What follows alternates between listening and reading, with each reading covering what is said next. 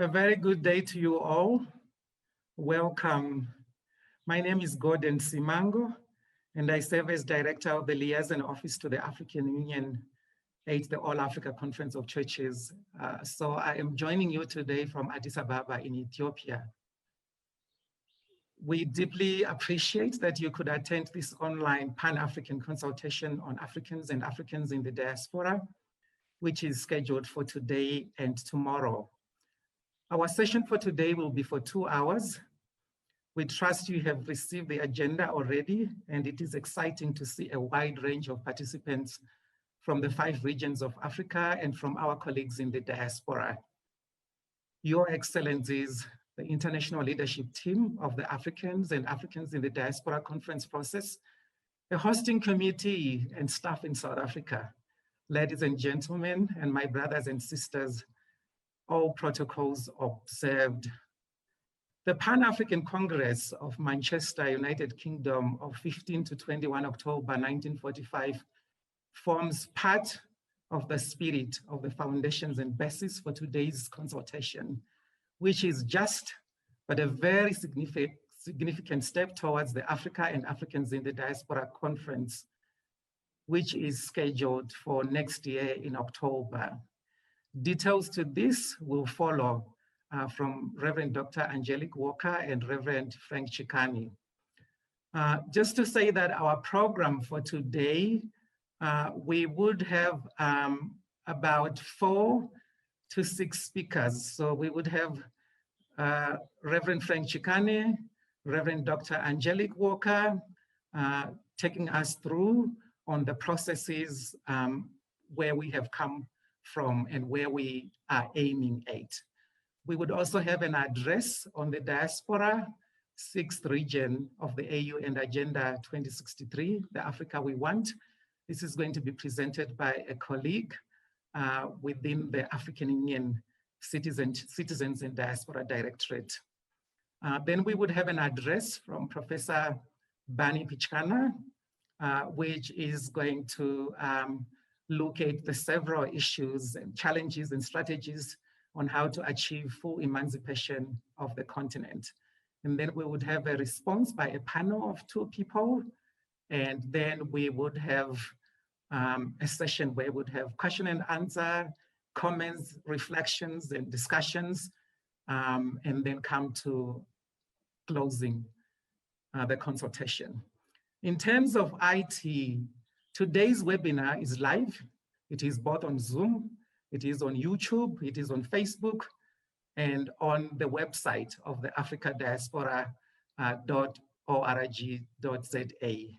The webinar is being recorded and will be made available on the ADD website. We welcome that you can revisit the content yourself at a later stage after this consultation. The consultation will run in 2 languages. These are French and English. Most of our panelists will be presenting in English today. We also have a few presentations in French, and there will be simultaneous translation.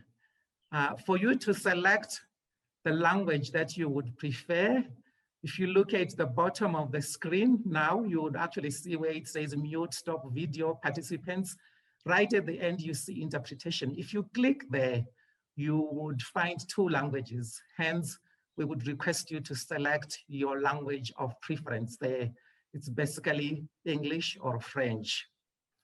We also urge all of you to post this event on your social media platforms using the Twitter handle #AAD2020. And without further ado, ladies and gentlemen, Your Excellencies, it's my pleasure to introduce to you our first speaker of the day, who is Reverend Frank Chikani. Reverend Frank Chikani is a former Director General and Cabinet Secretary during the Mbeki and Montane administrations of the Republic of South Africa. He is currently a chair of the board of Kagiso Tiso Holdings and serves in many other boards. He is an emeritus pastor of the Apostolic Faith Mission of South Africa, AFM, chair of the board of directors of the AFM Theological College, moderator of the Commission of Churches for International Affairs of the World Council of Churches, He's a member of the advisory committee of the All Africa Conference of Churches on Peace and Security on the African continent, and also serves as one of the 2 conveners of the Africa and Africans Diaspora Pan-African Conference, which is scheduled for 22 to 29 October next year. Ladies and gentlemen, Reverend Picana also served as chair of the board of City Power Johannesburg and a member of the following boards. They are many, I won't mention all of them, but part of the boards are the Development Bank of Southern Africa, DBSA, the Housing Trust, the Tebe Investments, the independent, he served also on the Independent Electoral Commission, IEC in South Africa, responsible for the first democratic elections in South Africa. He also served as a special advisor to the Deputy President, Thabo Mbeki, Director General in the Office of the Deputy President, Thabo Mbeki, Deputy Secretary of Cabinet during the presidency of Nelson Mandela, Director General and Secretary of the Cabinet during the presidency of Thabo Mbeki, and managed the transition from President Mondlane to that of President Jacob Zuma. He is a former director of the Institute of Contextual Theology, former deputy president of Soweto Civic Association and deputy president of the United Democratic Front, former general secretary of the South African Council of Churches, a former member of the councils of the University of the North, now Limpopo, and the University of Wits, president of the AFM International. I mean, his career and his profile is really, really long. I think in terms of his studies, I can say that Reverend Picana holds a diploma in theology, a master's in religious studies, and a master's in public administration from the Kennedy School of Government, Harvard University. For his outstanding work, he has also been conferred honorary degrees from many other universities. Reverend Picana has published 3 books. Without further ado, Reverend Picana, I would like to give you the time now. So your 5 minutes start now. Thank you. Thank you very much. I thought we should start with a quote from the speech of Prixlika Isaka Seme in 1906. He is regarded as one of the pioneers of the Pan-African movement. He says the giant is awakening from the 4 corners of the earth. Africa's sons who have been proved through fire and sword are marching to the future's golden door, bearing the records of deeds of valor done. I welcome you to the Africa Consultative Conference. The consultation is in preparation for the Global Africa and African Diaspora Conference, which is going to be held in Johannesburg in South Africa from the 22nd to the 29th November. We meet in this consultative conference as Africans from the 5 regions of the continent and the 6th region of our sisters and brothers in the diaspora in terms of the Constitutive Act of the African Union, the AU. In this regard, the presence of the head of the Diaspora Division of the Citizens and Diaspora Directorate, CIDO, of the African Union in Addis Ababa, Ms. Ayman Kair, is highly appreciated. We also welcome the co-convener for the 2021 Global Africa and Africa Diaspora Conference, Reverend Dr. Angelique Walker-Smith from the United States. She will be speaking to us on behalf of the international leadership team for the 2021 conference. The international leadership team, for your information, consists of representatives from the regions where people of African descent find themselves outside the African continent. The regions are the Caribbeans, Europe, Latin America, North America. We are working hard to reach out to the people of African descent in Asia, particularly in the Middle East. What is going to be unique about this conference and what distinguishes it is that it's not going to be just a conference of African thought leaders on Pan-Africanism, but it is going to be a conference where all the regions where the people of African descent find themselves. We meet on the 75th anniversary of the groundbreaking 1945 Manchester Pan-African Congress that is regarded as, and I quote, a landmark in the history of decolonization. And I quote again, a pacemaking for the decolonization of Africa and in the British Isles. The Pan-African movement text London 1974 has these quotes.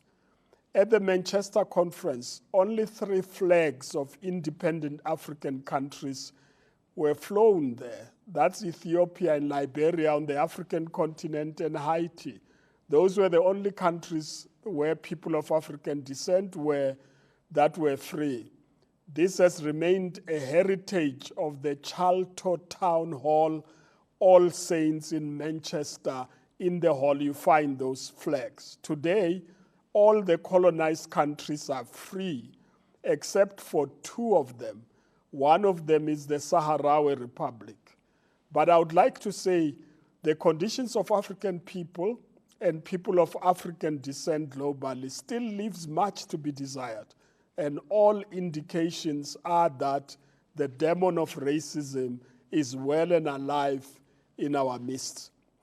I'm thus of the view that ours is the empire, a large empire that expresses itself in the form of an unjust national and international governance systems, an unjust economic regime, and the poverty of morality that is informed by subterranean culture of racism.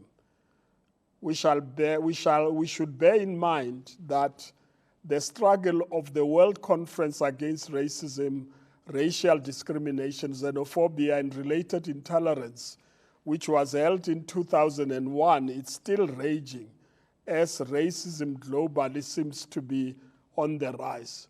I would like to say that if the 1945 Manchester Conference, Pan-African Conference, served as a pacemaker of decolonization, our consultative conference today and tomorrow, and the 2021 Johannesburg Pan-African Conference must be a pacemaker for the all-round liberation of Africans and people of African descent globally, as well as leapfrog them to the cutting edge of global economic developments. On the wings, I would like to say, of the 4th Industrial Revolution with the Internet of Things that should assist in leveling the playing field in a way that has never happened before. The African Consultative Conference is the beginning of the regional conferences wherever people of African descent find themselves.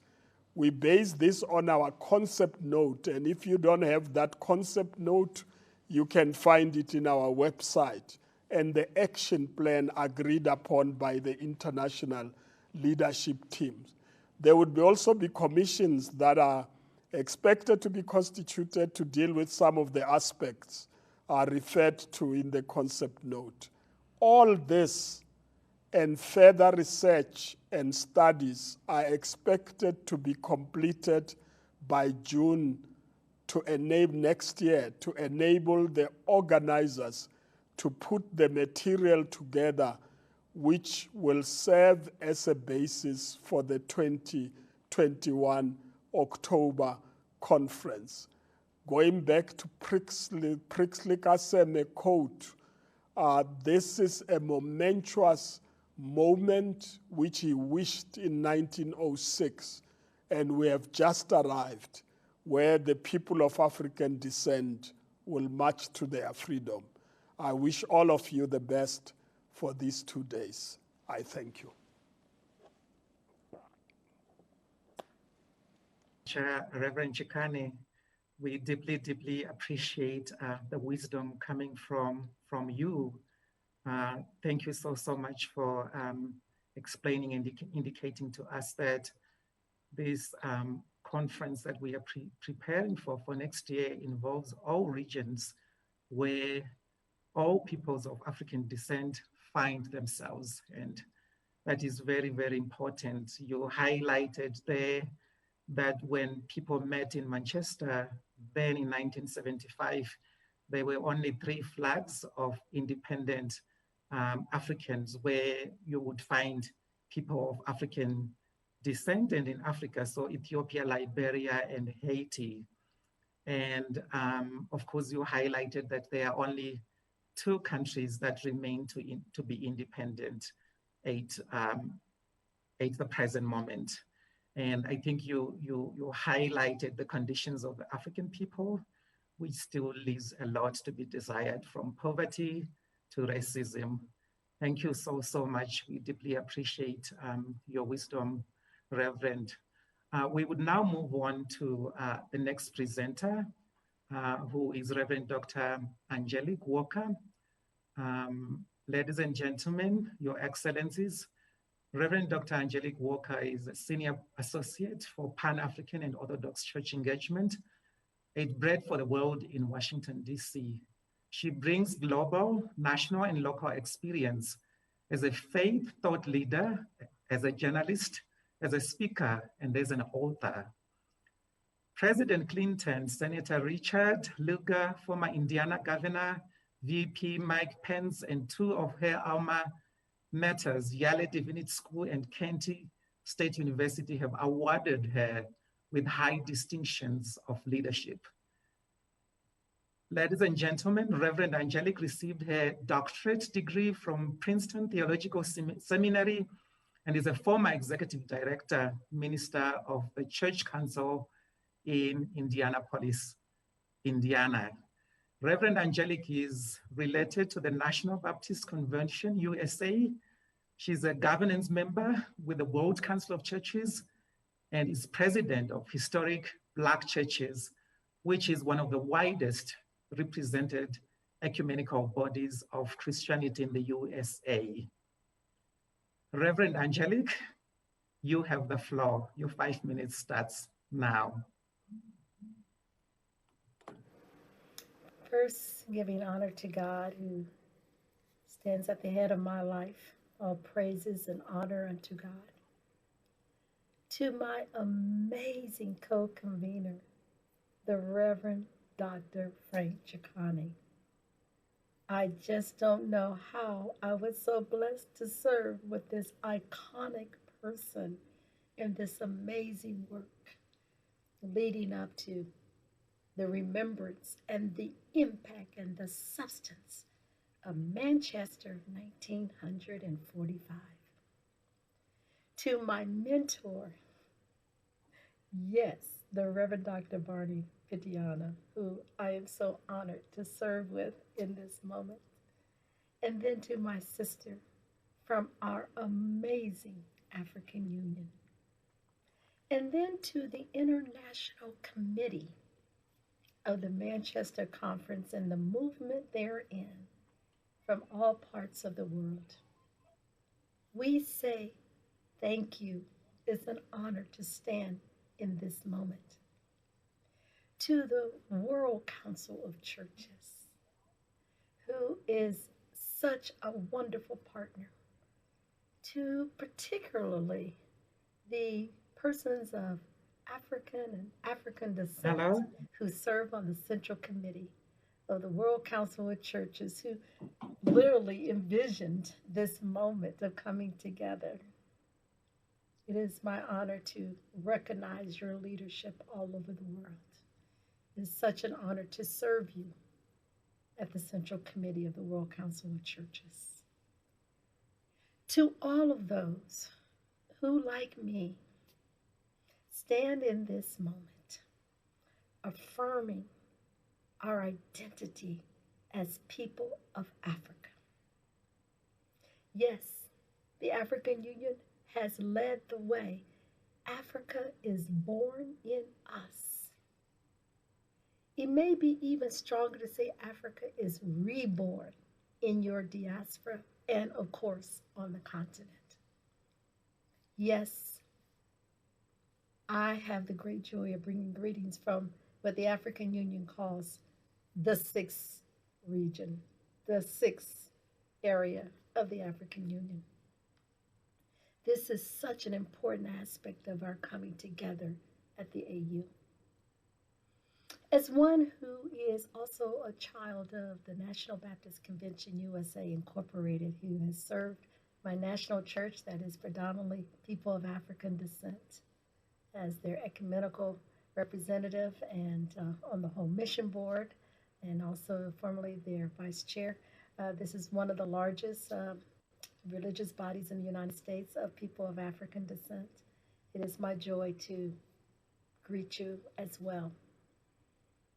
On behalf of Bread for the World in Washington, D.C., where we're doing everything we can to fight the policies and practices that would work against the humanity of all of God's children, those who have been undignified because of the ways in which hunger and poverty affect their lives. Yes, as Christians, we have come together globally to say we must address these indignities. My sisters and brothers, this is a critical moment in the diaspora space, coming alongside of our brothers or sisters on the continent of Africa. You already know about George Floyd. You already know about Breonna Taylor. You already know about the series of assaults, injury, horror, and violence against God's people who happen to be of African descent, part of the Pan-African community.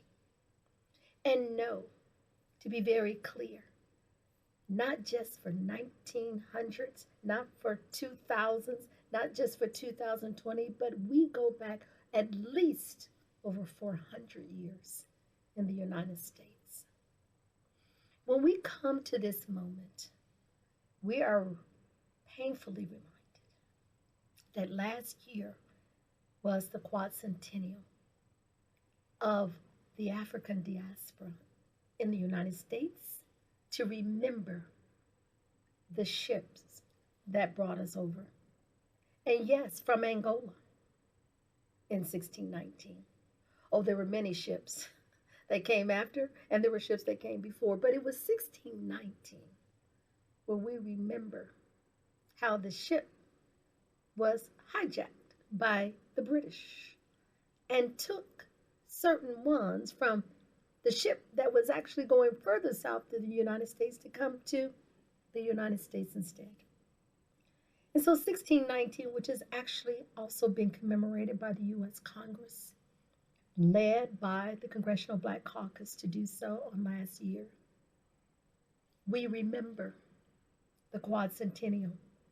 We remember that season, that landmark, takes us into this moment 2020, and yes, will take us into the year 2021 and following relative to our work around Manchester. We are pleased to say that there are representatives in this moment coming from Europe, Canada, Latin America. Yes, that includes Brazil, Colombia, also the Caribbean, also, of course, our beloved Africa and the United States. We are reclaiming our Pan-African kinship. We are reclaiming a future together that always has been, but has not always been a way in which we have intentionally reclaimed and named our space. Now, in the diaspora, this is very important. It is very important that we find this coming together as people of faith and as people who lead in the public, civic, and private sectors. This is an important moment for reclaiming that. As I've mentioned earlier, knowing 2020 and the horrors relative to this moment of people who have died at the hands of police brutality. We know that this is an important moment for seeing where not only in the United States, but all over the world where people have picked up their voices, have gone to the streets saying, we want more. Our dignity must be recognized and embraced. The governments, the people, and all of those who make decisions need to hear us again and again and again. In the United States, we have been in this moment of elections. Yes, a new leader who will be positioned to take us into the future. Even with that said, the polarities, not only in the United States, but in our world, are so deep that not just one leader, but all the people will have to rise to hold accountable each other's humanity. The Manchester movement is one of the ways in which has been carved out to do that amongst our Pan-African family. We are looking forward to being in Johannesburg to mobilize and re-energize this moment together. But until we get to that point, we are able to say consultations like this one today on Africa, it really matters. The good news is, as is appropriate, Africa is leading us in the consultations that will come over this next year. The next one will focus more so on the United States. Yes, Latin America will come. The Caribbean will come. Europe will come. Yes, Canada will come. Will all come in their own way to share their various regional perspectives on this important work. We are grateful that in this moment, that the focus on Africa will be shared. I've been very blessed to have lived on the continent and traveled extensively on the continent of Africa. And one of the best things I can say is it's been amazing. It's been amazing to be able to sojourn with my people and to take the lessons learned there to other parts of the world, including to the United States. We are looking forward to this not only being a movement of faith, but a movement of advocacy and of engagement. In this movement, policy matters. In this movement, spirituality, economics, and yes, political will matter. Harkening back to 1945.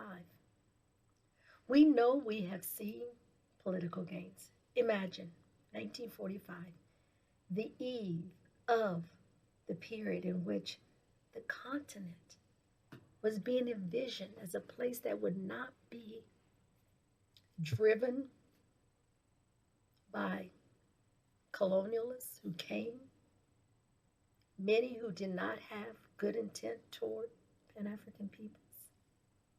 That in 1945, there were leaders who came from the Pan-African space, sat at table. They had been meeting previous to that, but it was 1945 that was so important, that ushered in a season in which colonialism failed. and it was in great part because of Pan-African Agency. But it was 1945 when people came together. Yes, the United States. Yes, the Caribbean. Yes, Europe. Yes, Africa. Yes, from various parts came together. In this moment of the Manchester Conference and the movement up until that moment, we believe there is much to probe, to look at our concept note, to look at our action plan, to look at our calendaring. All of that is available now. We believe this is a moment of a Pan-African Renaissance that goes back specifically to that season. Also in that moment, we know not only the colonialism and the independence movement of the continent of Africa took place from 1945 all the way through to the 90s, but also the civil rights movement happened. In the Caribbean, in all these various places, we saw structures and political change. The question before us now is this emphasis on economy, the economics. Just because the political systems may change doesn't mean the economic system has changed. We know this only so well. Certainly we know it at Bread for the World as we see, and especially in this COVID moment, the increase of hunger and poverty. We know so much of that is related to the fractured economic systems, the global economy and the national economies and the local and communal economies. We must reimagine what economy, the okemene, what it means in this moment. That is a focus of what we are doing in this movement. But of course, it's the spiritual, whatever the expression is, Christian, Muslim, Jew, it just doesn't matter. Whatever the faith perspective is, it must be brought to the table. Because in that is the divine and the divinity, and claiming the divinity of our common humanity that must center and focus our way forward. So this movement and the conference envisioned will be doing that. We are honored, we are delighted that you have decided to accompany us on this journey. Bring others to the table. We're excited. We have a website. We have a lot of other tools to, if you will, fuel this movement. Thank you to my partners. Thank you to my mentors. Thanks to you for joining us in this moment. We're truly looking forward to what the future will bring. God bless you. We give thanks for you. Amen and Ashe. Thank you so much, Reverend Dr. Angelique, for the wise words from you. You covered quite a lot in what you have said to us today.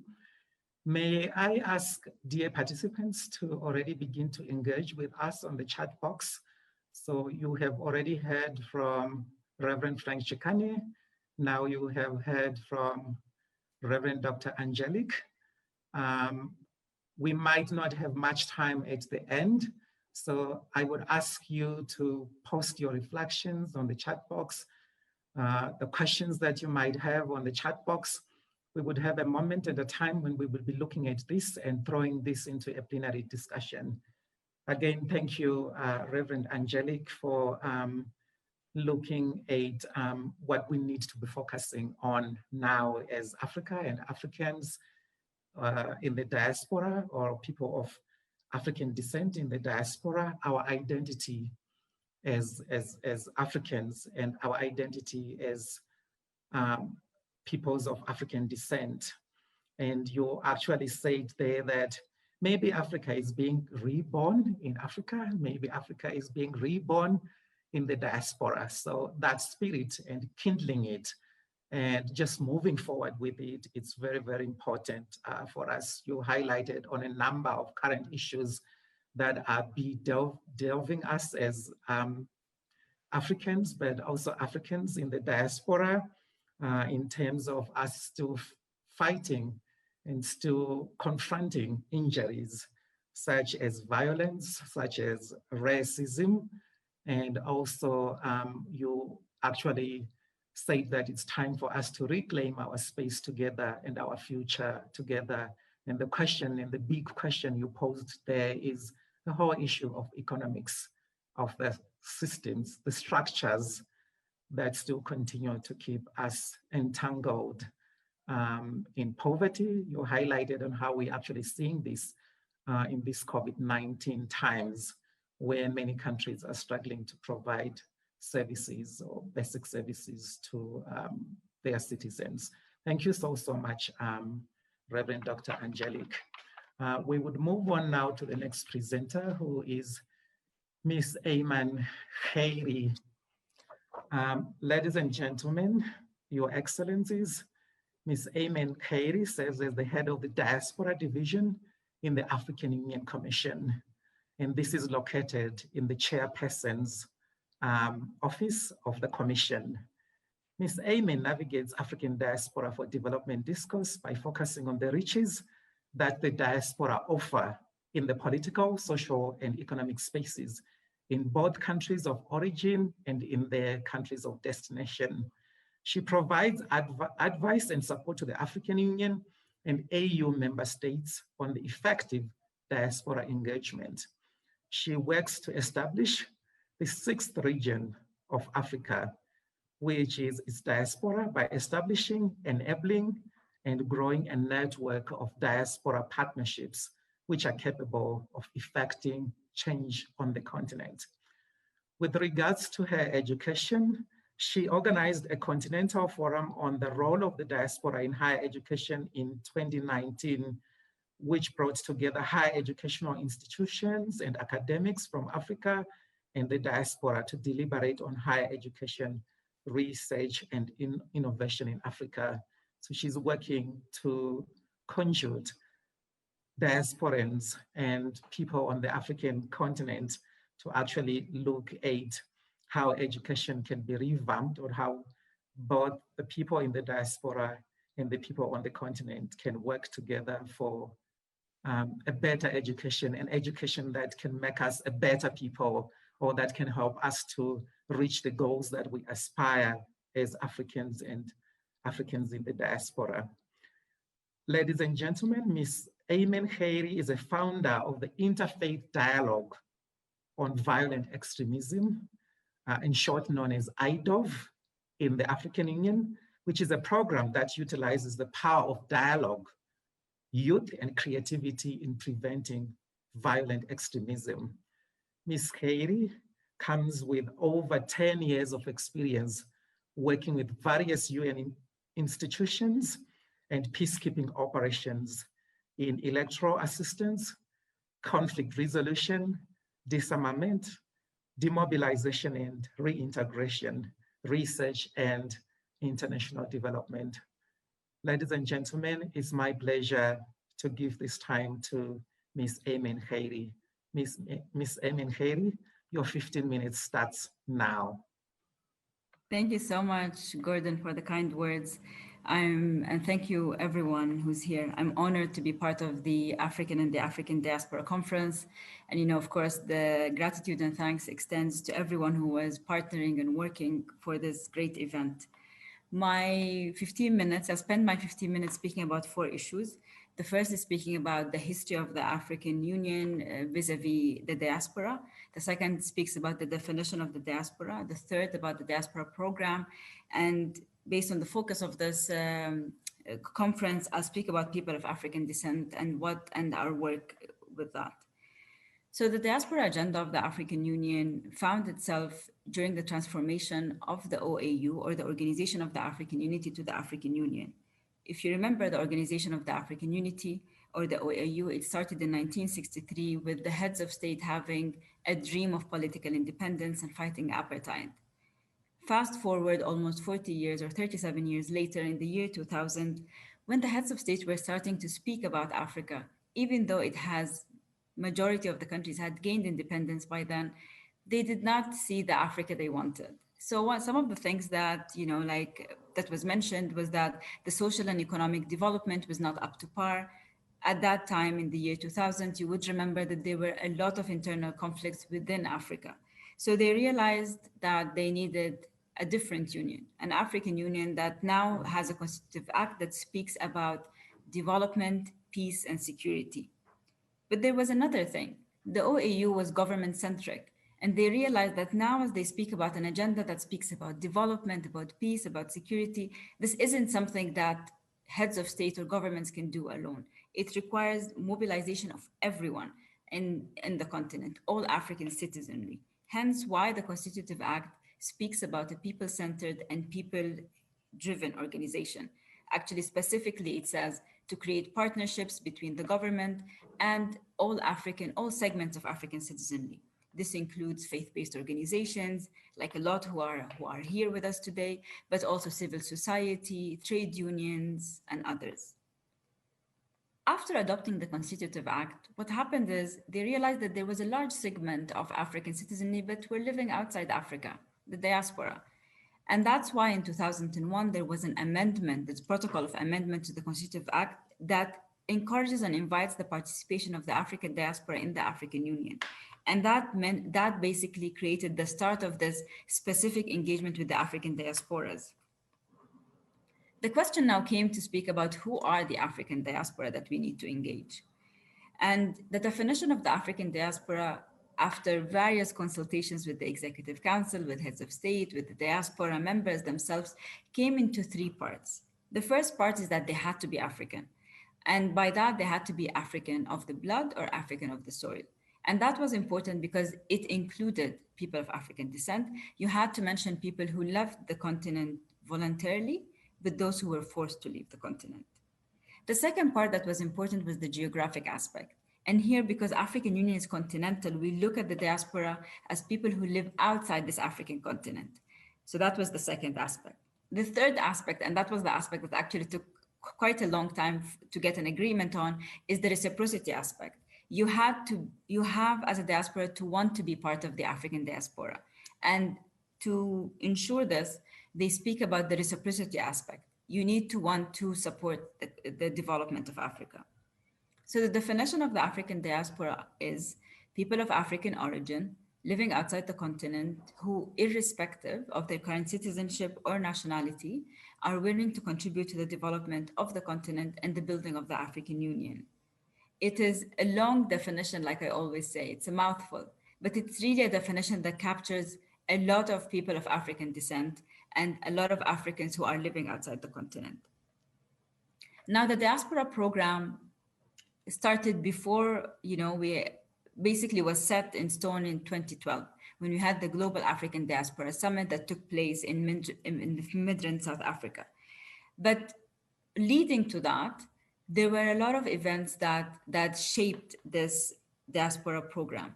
Basically because we had consultations, regional consultative consultations that took place in the different regions in the world. We divide the world into three regions. We have Americas and the Caribbean, Europe, and the Middle East, Asia, and Oceania. It was important to do this regional approach, or to venture with this regional approach, because every region has a specificity. The diasporas that are there are not similar to diasporas. Diasporas that are found in the Caribbean are not similar to those found in Europe, are not similar to those in Asia. The roots, the reasons, and the current political situation and economic situation is not the same. So this regional consultative conference created sort of a foundation of how we would like to engage the diaspora. But the engagement again, or the diaspora program, found itself in the Global African Diaspora Summit that took place in 2012. It was a big summit that had around 89 heads of state and government. Majority of who were not from Africa came from the Caribbean. And if you look at the Global African Diaspora Summit, and you'll find it online with all the different languages, the AU languages, you'll find that it focuses on three main areas. First, it has a political declaration, which is to ensure the political will. The second thing it has is it speaks about a program of action. This program of action is divided into social, economic, and political spheres. The third thing it clearly speaks about are legacy projects. And these are projects that basically give practical meaning to what it means to engage the African diaspora. Some of these legacy projects, if you would remember them, the majority which were economic at the time were the African Diaspora Investment Fund, the African Institute of Remittance, the Diaspora Marketplace, the Diaspora Database, and the Diaspora Volunteer Corps.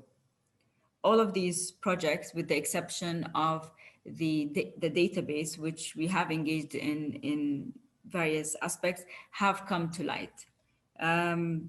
So now I'd like to speak about how is it that we engage with the diaspora, or what do we do with the diaspora program. So the first thing, and I think Gordon mentioned it in the introduction, is that we support member states, African member states who'd like to engage the diaspora. Part of what we do in my division is we build capacities of member states. We do this through a tool that we have called the Diaspora Engagement Self-Assessment Tool. Basically a tool that member states can fill.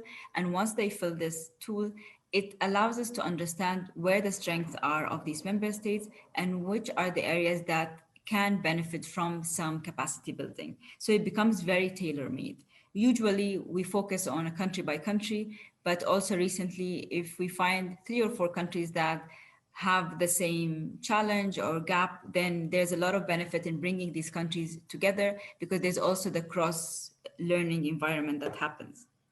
We also support diasporas abroad, and we do this by supporting what we call diaspora networks. So we don't look at diaspora organizations, we look at diaspora networks because we believe in the power of network.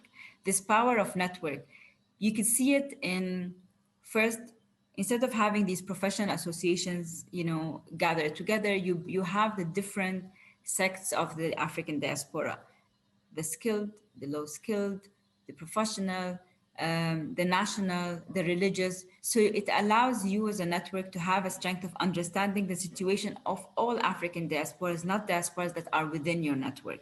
That's the first thing. The second thing, as a network, you are able to engage with the country in which you are residing in a much powerful way and a much more organized way. And the third thing is that it provides better engagement with the African Union. And remember, we speak about the 6th region of Africa. And for the 6th region, there were decisions by the Executive Council, which is the Ministers of Foreign Affairs, and the Assembly, which is the heads of state, where they spoke about the 6th region that needs to be represented through these networks. So the idea is to have elections, and these elections between the different regions that we have abroad, and have a member or a network of the diaspora representing all diasporas worldwide to attend the African Union assemblies and summits, and then represent that voice of the African diaspora. And then, of course, we engage in diaspora for development projects. These vary from year to year. During COVID, I'll speak about 2. One, we had a few webinars with health professionals, and we supported health professionals to engage with Africa Center of Disease Control, Africa CDC, where they provided their expertise in specific technical working groups. So that was a knowledge exchange that took place there. The second thing is to support, we know that COVID is a health pandemic, but it has the economic reach that it has is massive. So to support the micro, small, and medium enterprises, we are providing different simulations using innovation, of course, simulation of the different policies that might be applied by African states to understand how these micro, small, and medium enterprises and informal sector, I have to add, informal sector would behave to these policies in a risk-free environment. It allows us to better guide these MSMEs, but also allows us to create better effective policies. I'll speak now about people of African descent. So our engagement with them has been specifically targeting people of African descent in 3 parts. The first part is, we spoke about networks. So the Caribbean actually was the first region that created their own network. It is called the Caribbean Pan-African Network. This network existed with the existence of the diaspora agenda. They've been very active in speaking about a lot of their issues in the Caribbean. one of the things that they succeeded in doing is that the African Union, and that's the second point that we do, attends the Emancipation Day, the Caribbean Emancipation Day on the 1st of August every year. Of course, there's an exception to this year, 2020. But this attendance by the highest leadership of the African Union shows the Caribbean community that there is this continuous support and this political will to continue supporting the region of the Caribbean, people of African descent. Part of what has been an outcome of this is that this year, but again, because of COVID has been postponed, was meant to have a summit between CARICOM and the African Union. That is also, by the way, a recommendation of the Global African Diaspora Summit. You'll find it in the political sphere. And finally, one of the things that we've been engaging with since 2017 is the Decade for People of African Descent. It's the UN decade that was announced between 2015 to 2024, and it has three main pillars: recognition, justice, and development. We as African Union took lead on the continent. So what we did is, first, we held a consultation where we brought various networks that we engage with, member states that engage in this matter. The first meeting took place in Ghana, and the UN, the different UN agencies and human rights agencies that belong to the African Union. And what we had is the first consultation and a plan of action. We then went to Senegal, where we had the second conference, and that brought a lot of the member states, African Union member states, because we were providing a midterm review that we wanted to submit to the UN to speak about their implementation, the midterm review and their implementation of the Decade for People of African Descent. Because when we speak about African descent, the onus is on us, on African countries and on the African Union to do that. I have to say that during these meetings, it was a two-part meeting. So part of it was a meeting where we spoke theoretically or we spoke intellectually about what we would do and what we can do. But the second part of the meeting was a field visit. So when we went to Ghana, we went to Elmina Castle in Cape Coast. And we went to Senegal, we went to Gorée Island and to the slave castle. And we did that, or the slave house. We did that because this aspect is not just a theoretical or intellectual aspect, but there is an emotional aspect to it that needs to be ignited. When we speak about the history of people of African descent, or we speak about slavery, it is one of the most grave episodes that took place in humanity. And we need to remember this, and we need to have that passion when we engage on these topics. I'll stop here because I think that we need to give, I'm looking forward to the Q&A that would take place. Thank you very much.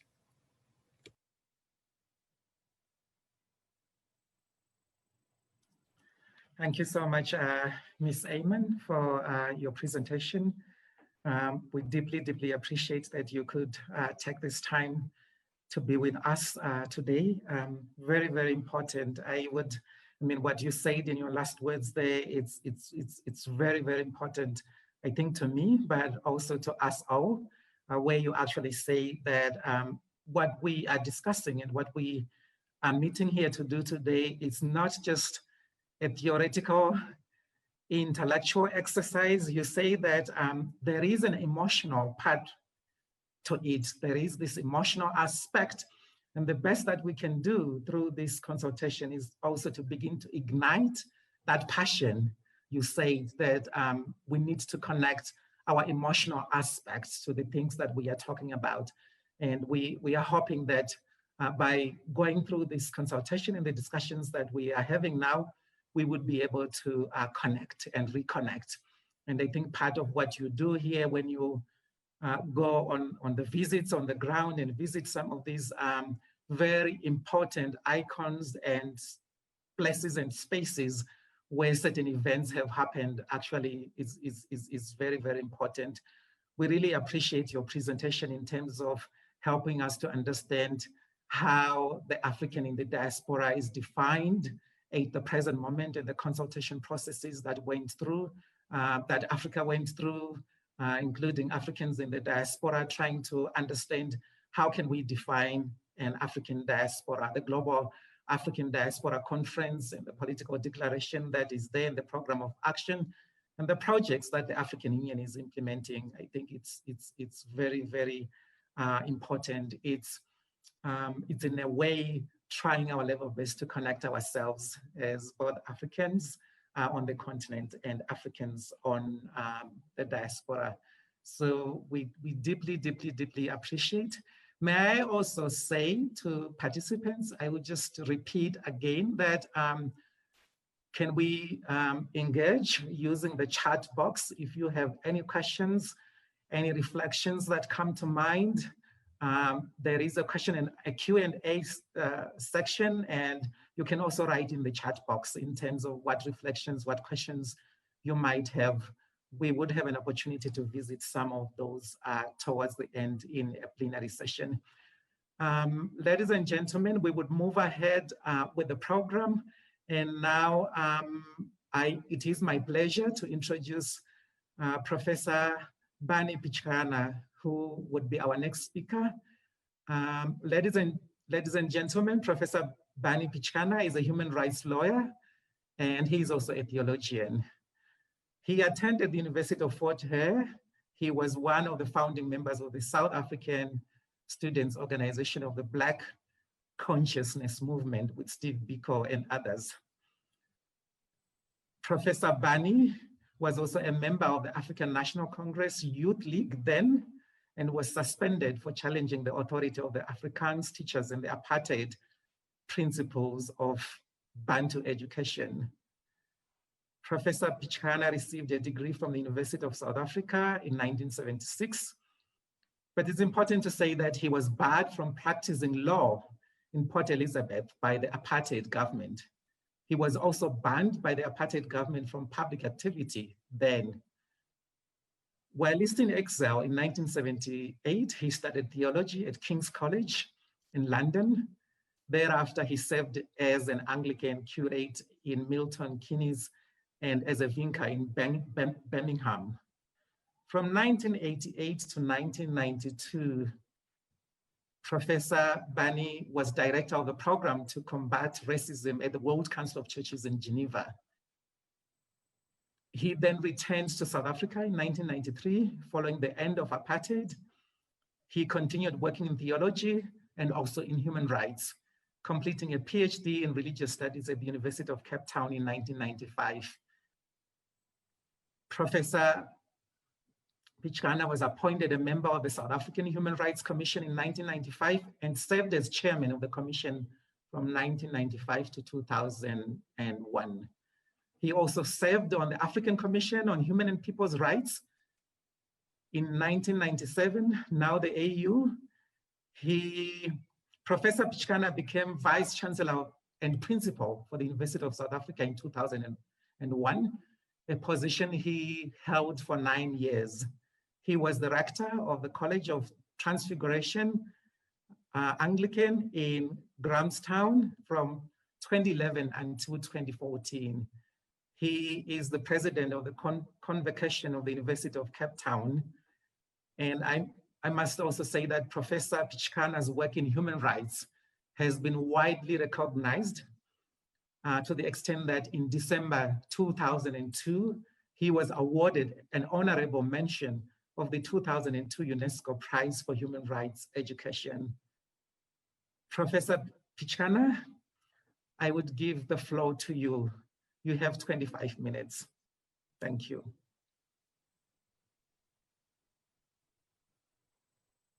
Thank you very much, Gordon, for that rather detailed and comprehensive introduction. Much appreciated.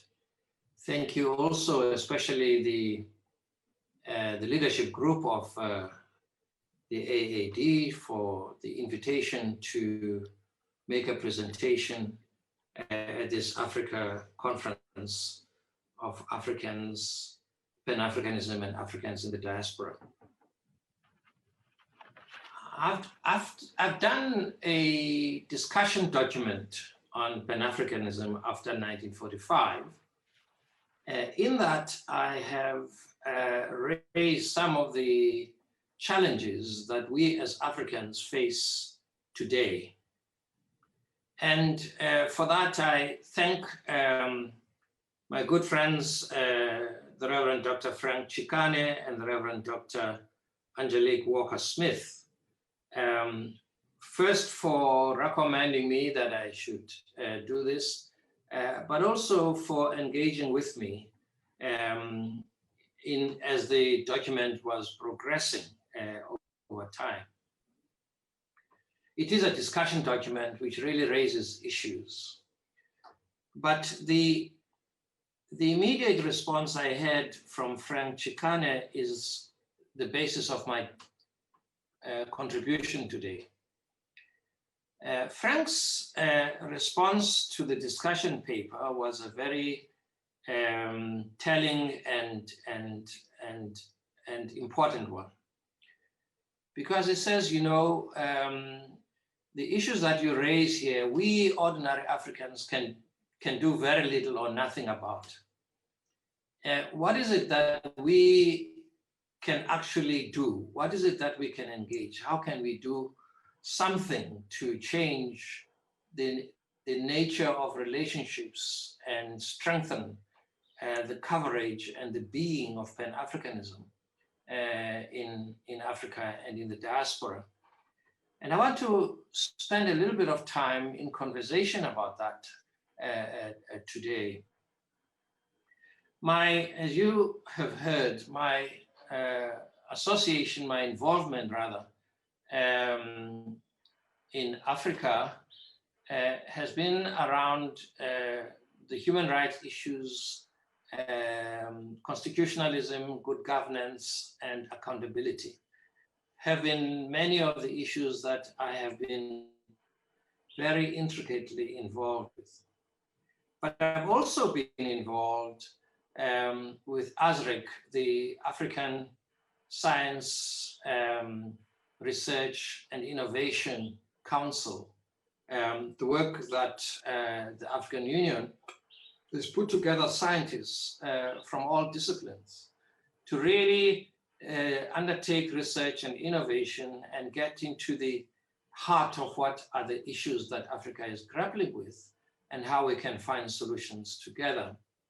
I've also been involved in the African Council for Distance Education in order to see how best we can utilize e-learning in Africa and technology to enable ordinary people to continue their lifelong learning as Africans.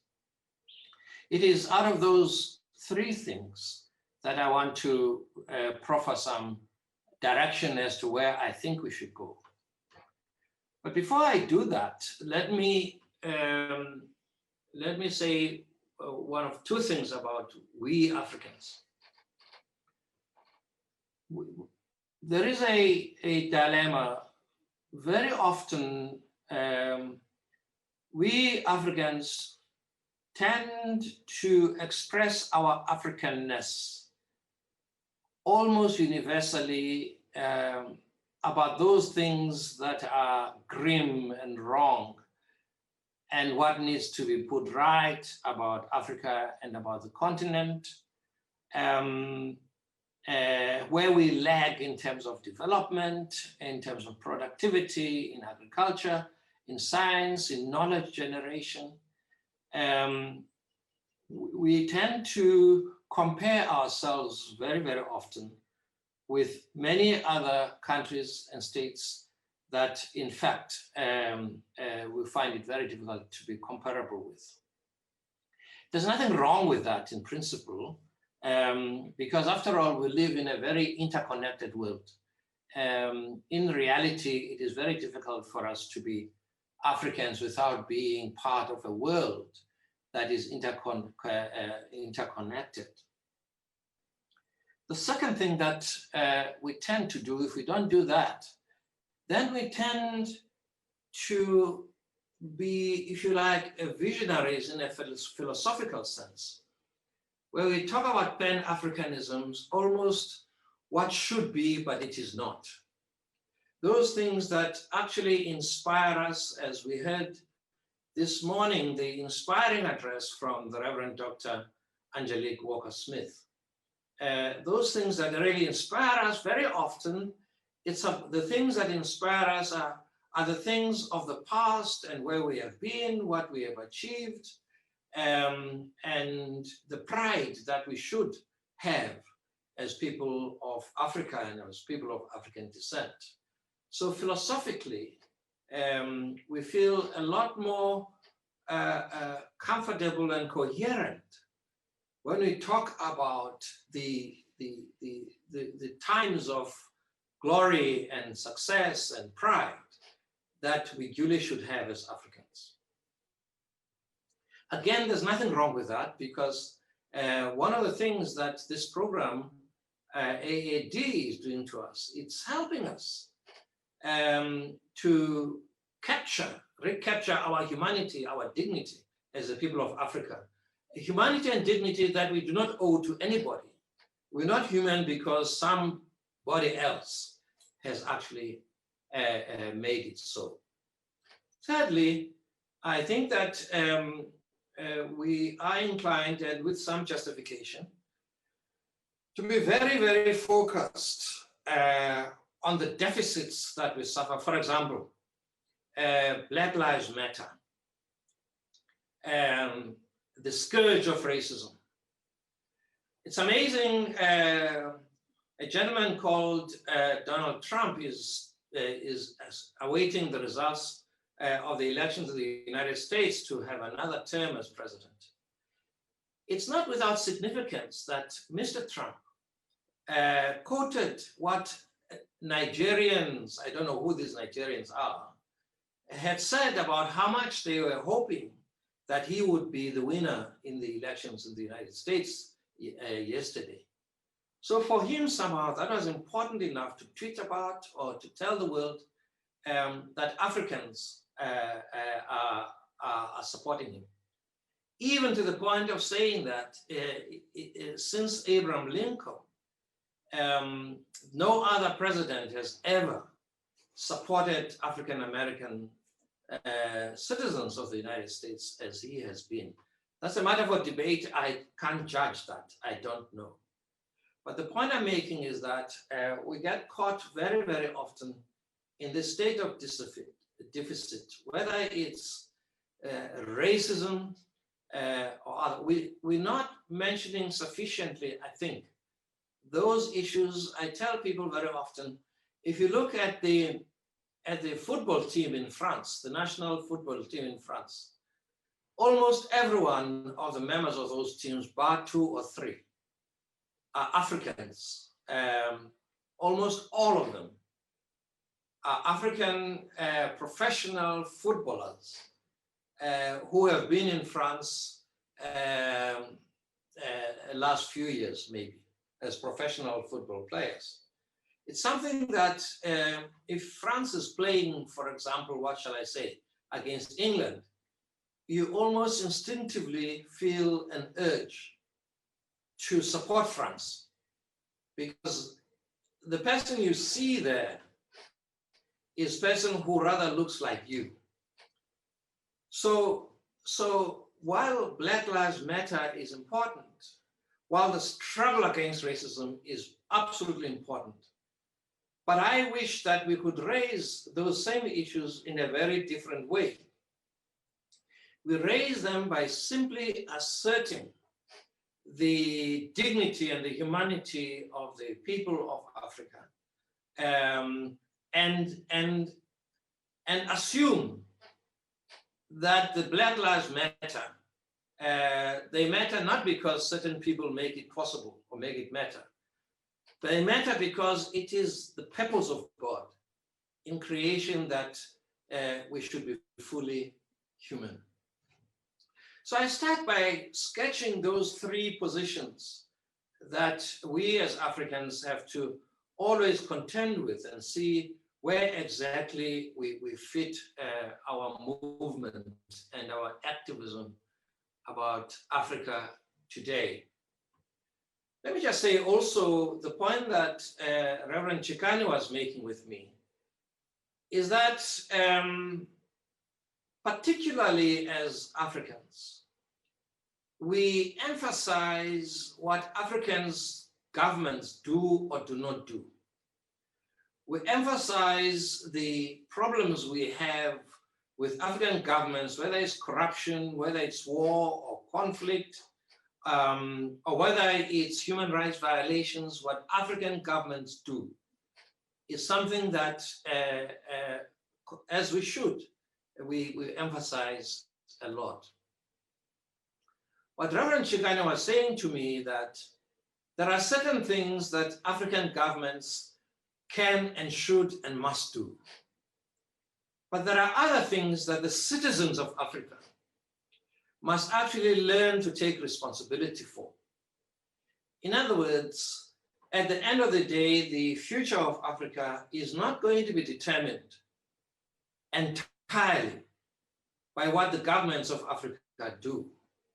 There is a whole dimension of civil society. There's a dimension, a religious and spiritual dimension of churches and people of all faiths and religions who are making a very important contribution in the making of Africa day by day. And they too need to be challenged about what their role is in the making and the development of Africa. The other one is the dimension, for example, of sport.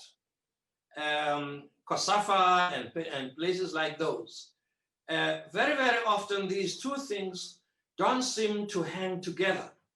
The people who are engaged in sport across Africa, whether it's Olympic sports, it's athletics, it's football, it's cricket, it's rugby, there is something of excellence that we find in African sport that we are not celebrating sufficiently enough, or we are not utilizing as an important dimension of the African persona.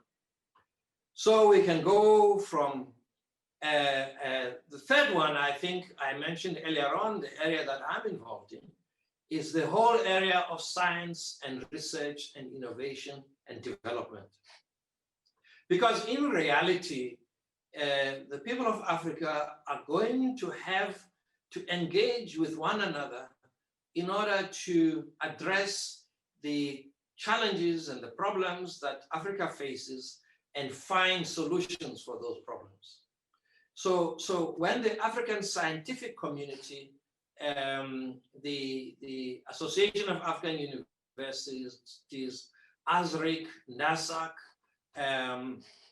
and the academies of science in Africa, all of these are very, very important agencies for change and transformation in Africa.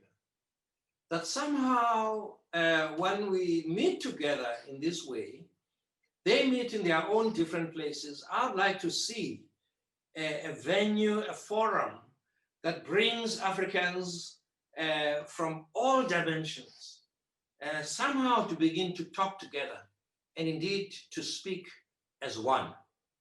So that scholars and scientists and researchers and those involved in innovation, whatever it is that they are doing and engaged in, impacts on education in Africa, on sciences, on solutions that are to be found in the science programs that we're dealing with, are contributing to the challenges of development in Africa and Africa as a whole.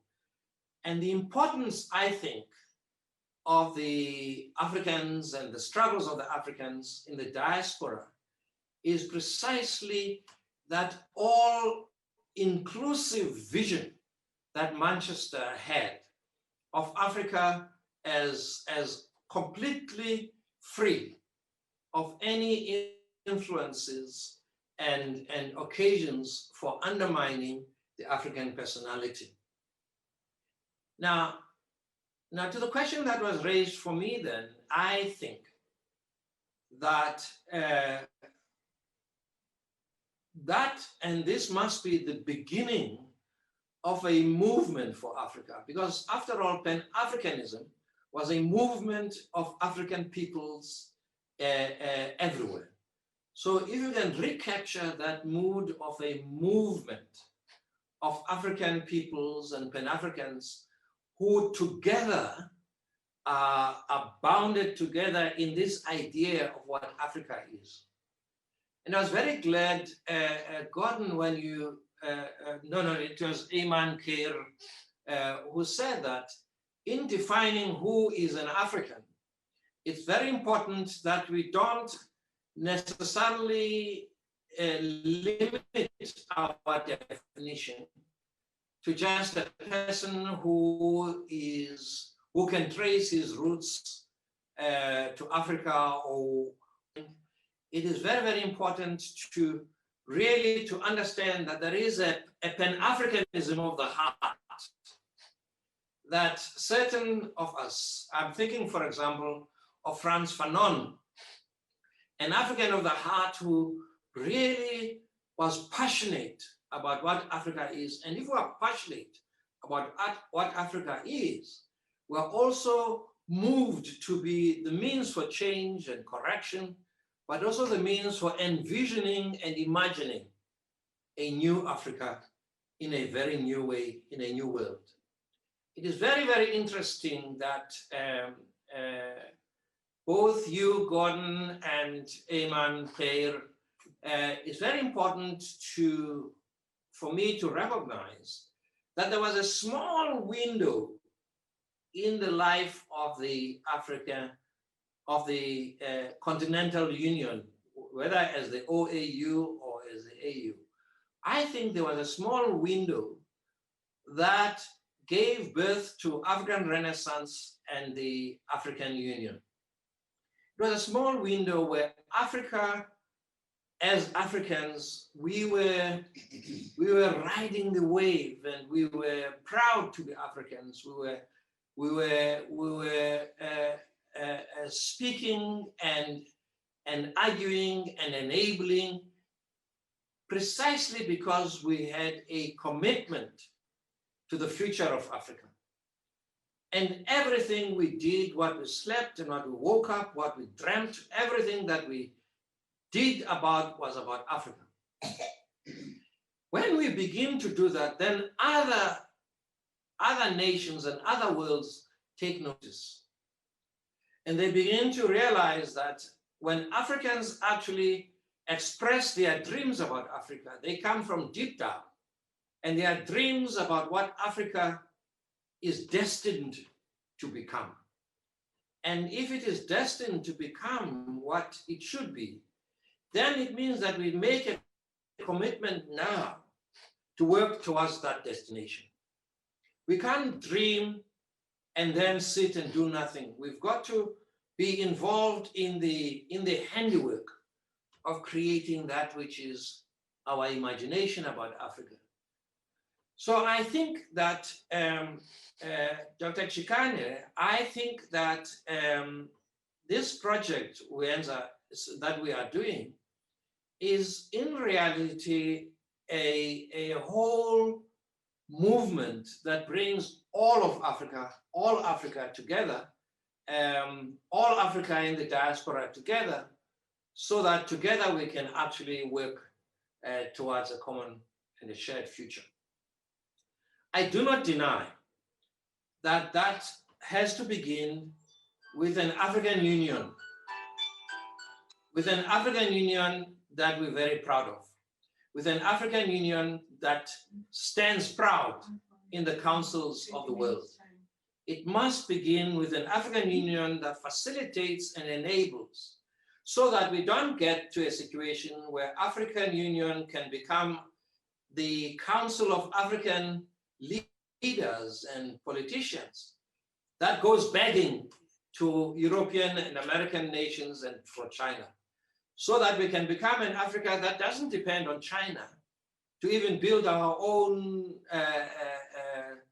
African Union headquarters, for example. We shouldn't be in a situation where young Africans risk everything. I would ask you to wind up in 3 minutes. Thank you. Just continue. Give me 1 minute. Okay. Okay, thank you. Just 1 minute. Okay. We should not be an Africa which our young people are continuing today to be involved and victims of human trafficking. So I come to the point that I started with and saying that what we are doing now is the beginning of a movement of the peoples of Africa for the betterment of Africa. Thank you very much, Gordon. Thank you so much, Professor Picana, and thank you so much for your wisdom. I would also start from where you actually ended. I mean, with the need to build a movement and the need to root this process of ADD into the people. So the people actually matter here, be it even in the African Union, kind of like coming together of the governments and the projects that they are doing within Agenda 2063. I think you kind of like, you are saying that people are very, very important because they have to be part and parcel of it. You're talking about the need to begin to have this movement of African people and Pan-Africans on this idea of what we see as the Africa that we want. And I also liked when you mentioned the fact that Pan-Africanism could also extend to other people that might have Pan-Africanism at heart or Pan-Africanism of the heart, which you mentioned there, kind of like looking at, I mean, how we can broaden our understanding and how we can build this movement in terms of those that we can work with, those that we can rely on, or those that we can hold hands with, these people that are Pan-Africanism at heart. It's very, very important. And in this, you were talking about the need for Africans really to converge together in different disciplines, or those that are working in different thematic areas, be they faith-based organizations, civil society organizations, to enable them to think together and work together for the development of Africa.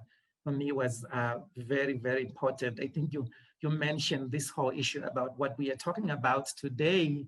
I mean, going forward, we need to understand that it is about the dignity and humanity of people of Africa.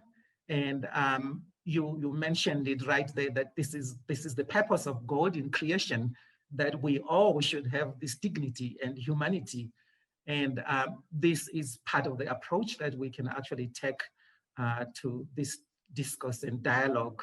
I think you also cataloged some of the things that are very, very important, which motivates us. I mean, kind of like helps to elevate us to move from where we are, where you were talking about some of the deficits that we as Africans and Africans in the diaspora suffer from. So we really thank you so much for this presentation. And I mean, your experience, having worked both in South Africa historically, but also continuing to work in this very present day in South Africa for human rights. I think it is very, very important, and we have really gained quite a lot in terms of the things that we should take forward.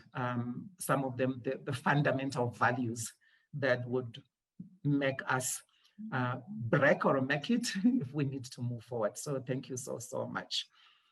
We would move forward now to the next presenter. And I would ask again for participants to use the chat box. I would also emphasize now, before I introduce the next presenter, Dr. Pierre, that if you can stick to the time allocation, would be very, very important. I know you have spent quite a lot of time preparing for this, and I see on the program that you are allocated 5 minutes only. It is just my plea that you would stick to the 5 minutes allocated. You can just lift out the nuggets from your presentation. So ladies and gentlemen, your excellencies, Dr. Pierre Ediem is a Beninese national. He holds a PhD, doctorate degree in international relations from the Faculty of Law, Abdel Malek Assad University in Morocco. Since 2015, he has been a professor of international relations and international cooperation at the University of Tangier in Morocco and at the Higher School of Business and Management of Tangier. He is also an associate researcher at the Research Center think tank Civic Academy for Africa's Future, based in Cotonou, Benin. Ladies and gentlemen, Dr. Pierre is the author of several scientific articles as well as collective works, including his last two publications that are available on the internet. We can share with you the links if you would be interested. At the level of his church, which is the Église Évangélique au Maroc, EEAM, he is very involved in various responsibilities. Between 2010 and 2012, a parish assistant of the Church of Tangier, and since 2013, he has been the president of the Council of the Church. Since 2015, he has been vice president of the National Committee of the EEAM. He is also the Secretary General of the University Biblical Group of Morocco. He represented his church in several international conferences across the world. Ladies and gentlemen, I present to you Dr. Pierre. Dr. Pierre, you have 5 minutes, and your 5 minutes starts right now.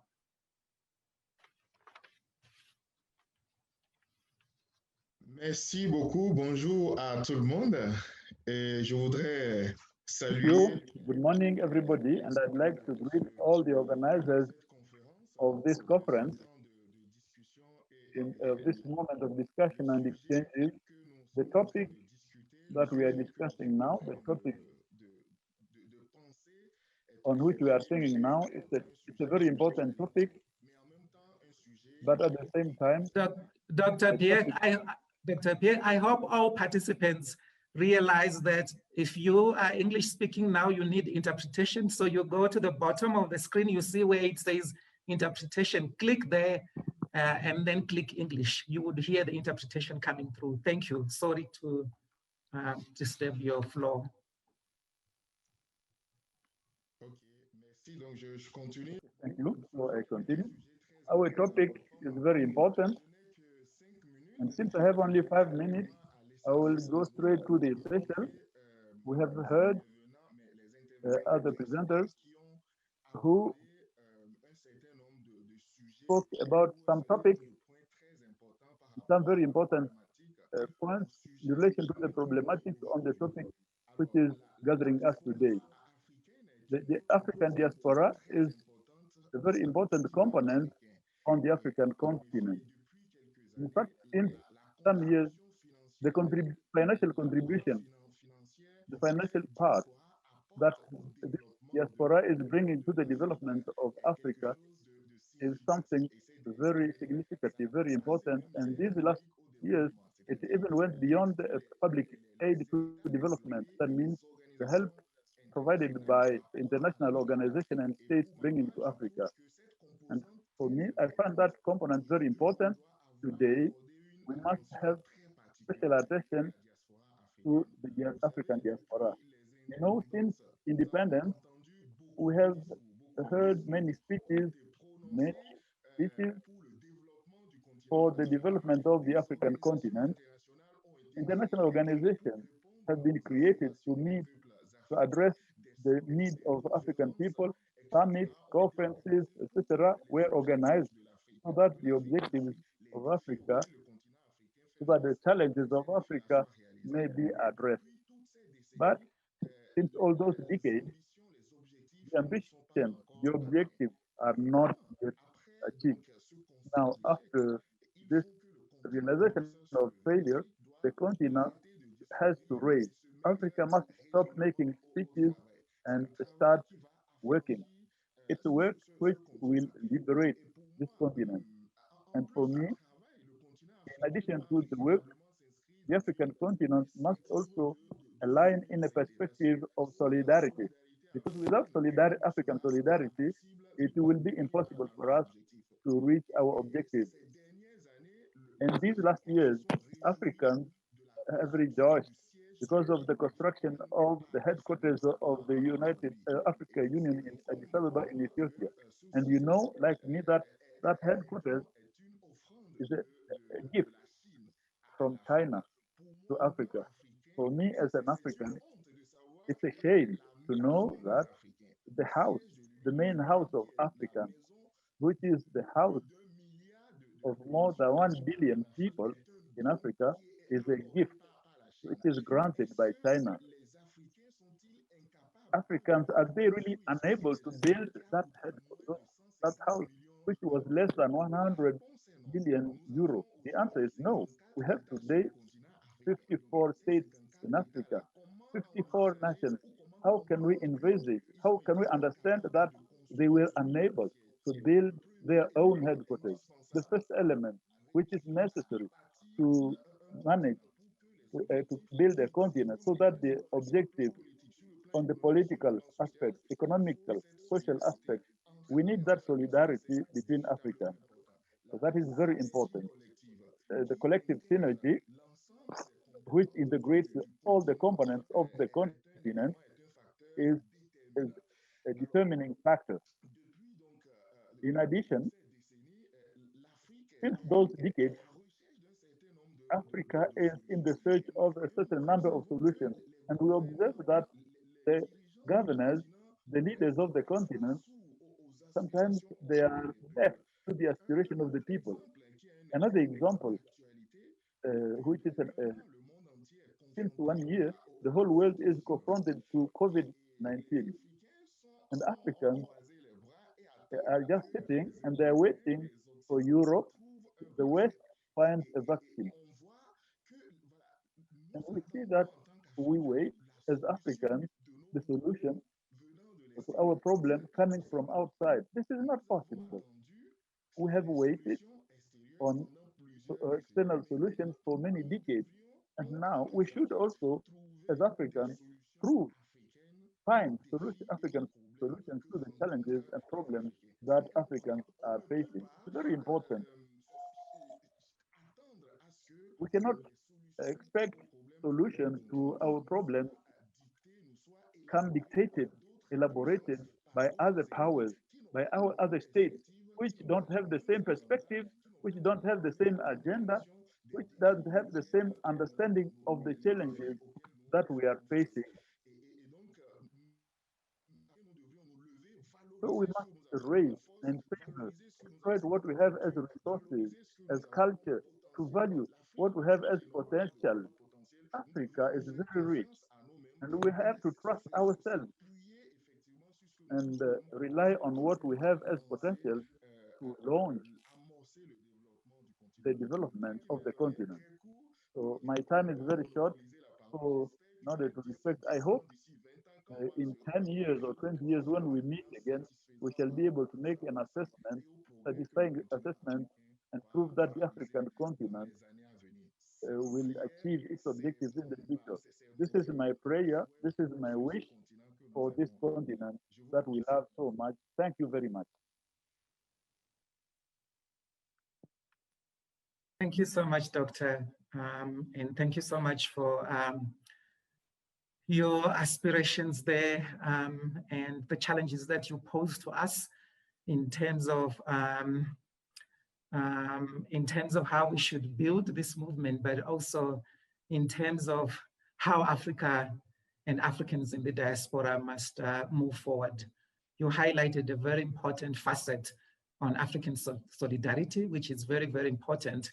But also, I think in terms of African dignity, you actually mentioned that we should, as Africa, be proud of the things that we do on our own. You kind of like highlighted there in terms of the need for us to have a common vision and work towards it together. You were talking about the gift that gifts that we can receive from other countries. where we actually have a possibility for us to work up on ourselves, and that we should, as much as possible, try to say, take the bull by the horns, so to speak, and just work towards what we want to achieve. You also mentioned there towards the end that we should also be looking at African solutions that are coming from Africans, and not to look at solutions that could be dictated to Africa from other nations that might have vested interests that might be different from our own interests as Africans and Africans in the diaspora. Thank you so much, Dr. Pierre there. Now we would move on to Monsieur Usman. Ladies and gentlemen, Monsieur Usman is from Gambia. That's where he was born. He grew up as the second child from his family to have received Western education, as his father was already a renowned Islamic scholar.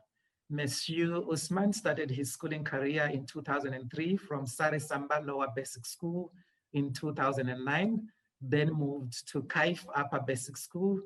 In 2013, he moved to the city in one of the best high schools in the Gambia, Masro Senior School. He finished his high school in 2016 and got enrolled in the University of Gambia in September the same year. In the university, he studied development studies and graduated in 2019. Sorry, Monsieur?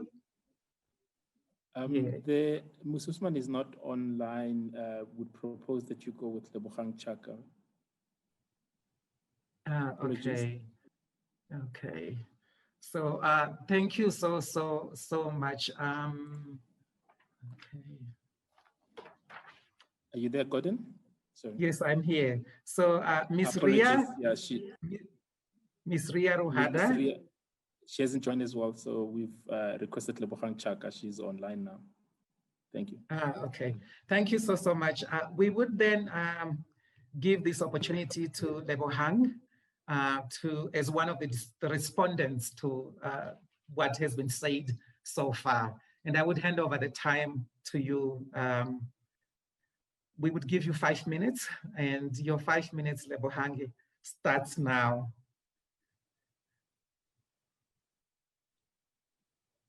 Lebogang? Okay. Good afternoon, colleagues.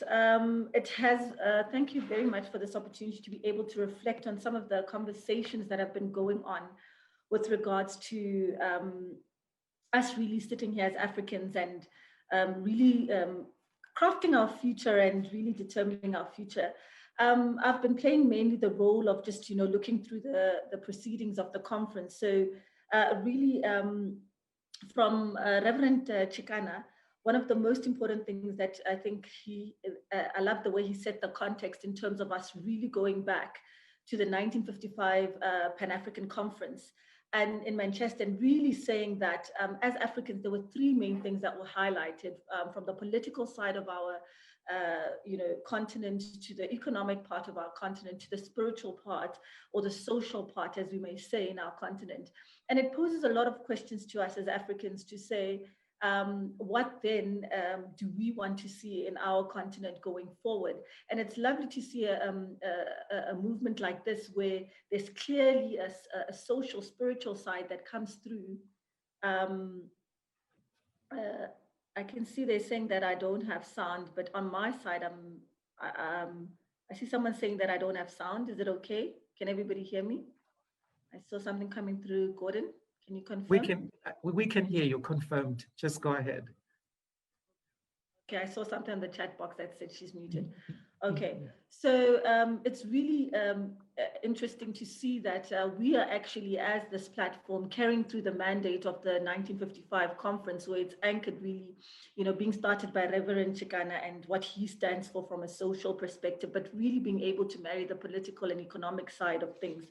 When I looked at Dr. Angelique Walker and what she was talking about in terms of the diaspora, it's very important, I think, that we really look at our diaspora as a really intricate part of taking the continent further, because the economic part of the continent is very much tied to what the diaspora can do in terms of, you know, going abroad and what they're able to bring into the continent. And I'm reminded of my own story when I went to go study in Australia, and my parents said, go to the West, get their intelligence and see which part of that intelligence you can then bring back to your home ground and help people. So it is for us to then look at the diaspora and say, what are some of the best practices that we can get out there and bring them back and create that, economic stability for Africans, because a lot of this economic instability then leads to political instability, because then people see political power as a means to resource, as opposed to then serving Africans and making the landscape better. And looking at what Ms. Elamia Kerr was talking about, and I was quite impressed by how she mentioned the practical part of, you know, being on the ground and, you know, traveling to all these different African countries to be able to come up with solutions that are practical and that are on the ground. And I think it's for us sitting in these kind of conversations to say, are we really looking at this from a theoretical point of view, or are we on the ground with the people and really understanding the issues that are happening? So it's then to say, in 2022, as much as we're saying that we are going to have a conference, how then do we then also look at different tours around the continent, so that when we come back and solution, it's actual, you know, solutions on the ground.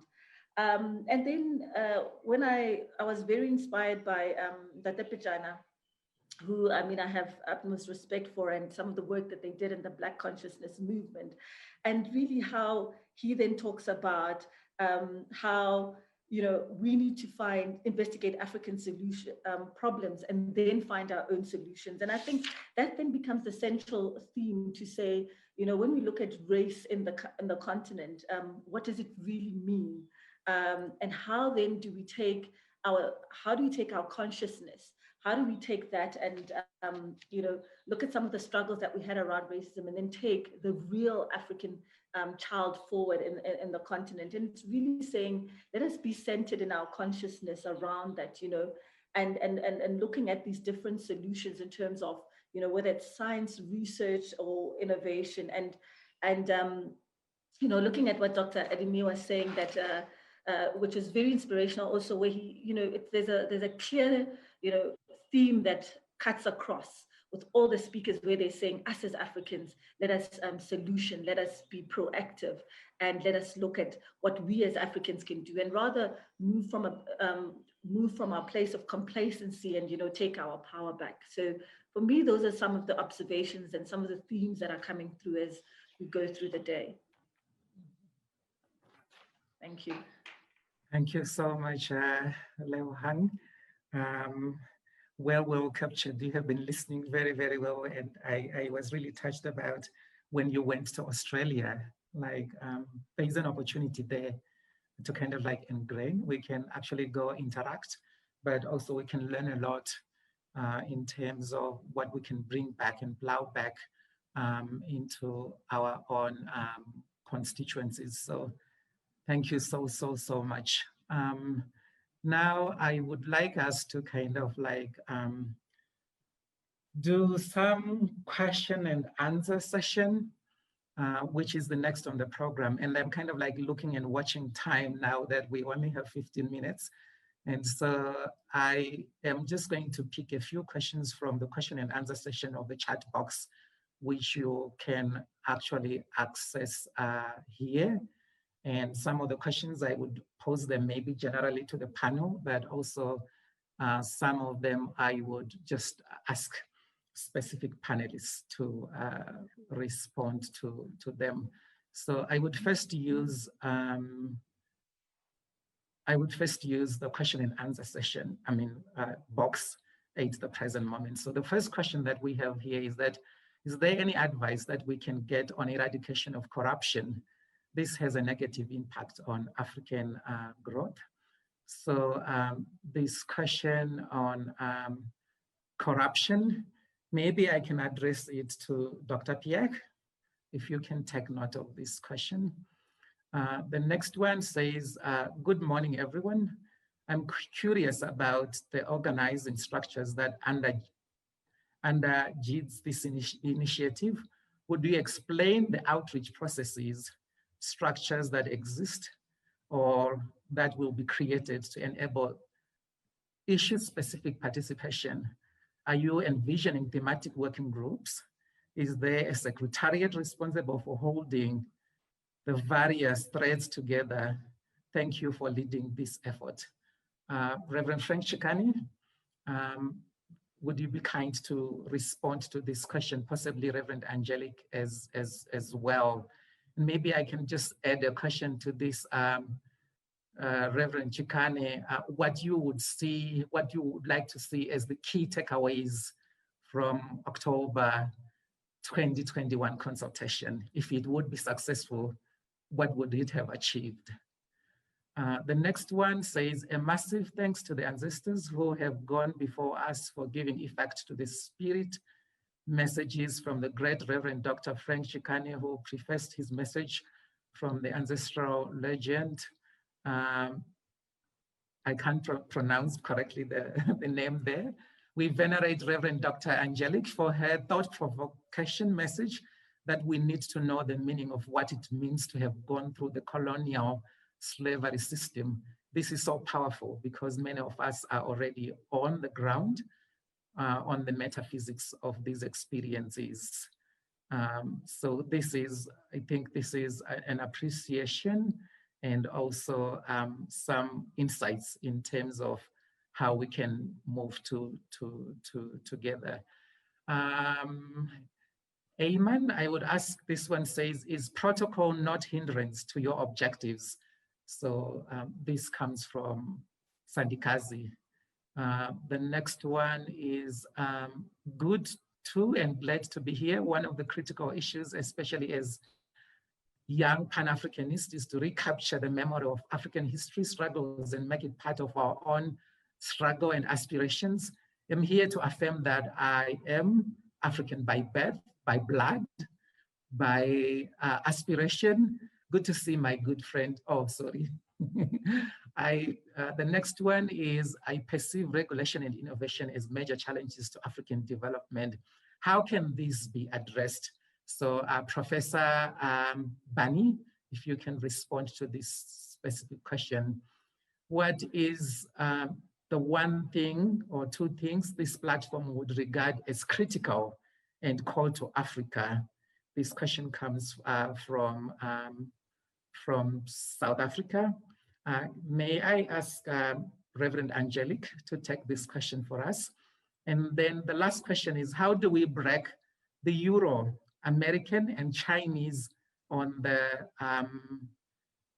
African continent? This one comes from James Adams. Professor Picana, as you respond, you can also touch on this question. Panelists, I would give you this time to respond. I will start with Dr. Pierre, just a few minutes, maybe 2 minutes.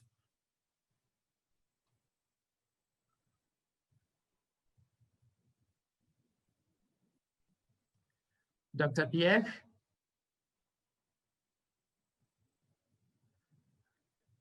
Okay, so maybe I can then move on to... oui, est-ce que, s'il vous plaît, est-ce que vous pouvez reprendre ma question? Je n'ai pas bien suivi, s'il vous plaît. La question qui... Oui. Oui. Okay, so the question that I allocated to you is the first one, which says, can you give us any advice on eradication of corruption since this has a negative impact on African growth? Effectivement, ça c'est une certitude. L'Afrique s'est distinguée depuis toujours par une mauvaise gouvernance qui se caractérise très fortement par la corruption des élites. C'est une certitude. Maintenant, nous savons qu'il faut y apporter... Okay, now we know that we need solutions. What are the solutions? We need to reinforce the institutions of African stations, reinforce the institutions in such a way that the management of public policies should be transparent management. Institutions of law should be clearly defined so that the population may have a look at the management which reflects, which is done by the governors. This is very important. If governors continue in Africa, because the population has nothing to say. Generally, they are behind what the elite is doing in African states. So it is very important that this population should have its word to say. The population should have a look, and the institutions, counter power institutions, states are generally organized around counter power institutions. You have implementation institutions, but counter power institutions. So each of them must play its role, its responsibility. This is very important. If in a state there are no institutions which control the power, then the executive power, which is responsible for management, will have the free hand to go towards corruption, to be deeply corrupted. So it's very important to have transparency at the level of institutions, and the law should be clearly defined, as well as the roles of public actors and political actors to be well defined. So this is a very important condition to reach, to eradicate corruption in the public sphere, in the political management in our countries. I don't know. Okay, yeah, interpretation is going on. Okay, thank you so much, Dr. Pierre. Very, very important nuggets that you're giving to us there in terms of how we can work around corruption. We know that it's a big issue on the African continent, and some of it also fueled maybe by those that are not on the African continent, or those countries that actually do have interests on Africa, including illicit financial flows, maybe by some of the transnational corporations. But thank you so much that we should be working on policies, laws and institutions, and our political aspects must be well defined. And this way this can help to eradicate corruption. Ms. Ayman, I would ask you to take the question allocated to you. Thank you so much, Gordon. The question was about protocol hindrance, but I'm not quite sure I understand the question, to be honest. But I'll just take a chance to say, but if there are so many laws that are not adopted, or like mechanisms that are put forward and adopted in AU summits and executive council, but if that is the question, then I think that the protocol is not a hindrance, because usually we develop or we issue these regulations, but the protocol never really comes into force. So if that was the question, if this is what the question was about, then the protocol is always an advantage, but the protocols of the African Union never come into force. Maybe the good example we had, a recent good example, is the AfCFTA, the African Continental Free Trade Agreement, where it came into force last year. But most of the protocols of the African Union, and this is where citizenry are required, do not come into force because there is no ratification for it. I hope I answered the question, because it wasn't clear to me what they meant by protocol. Thanks. Thank you so much. Thank you so much, Ms. Ayman. Yes, yeah, thank you so much in terms of explaining how protocol works in AU. I was wondering if the person was also kind of like thinking about bureaucracy, but yes, the question came through as protocol. So thank you so much for that response. Now we would ask Professor Barney to respond to the questions allocated to him. I think there were two. Professor, we would give you this time. Thank you very much for those questions, and indeed thank you for the discussion on all the questions that we've heard so far. To tell the truth, Gordon, I'm not even sure that I captured all the questions you referred to me properly. But let me say, which I think may well answer them or skirt around the questions.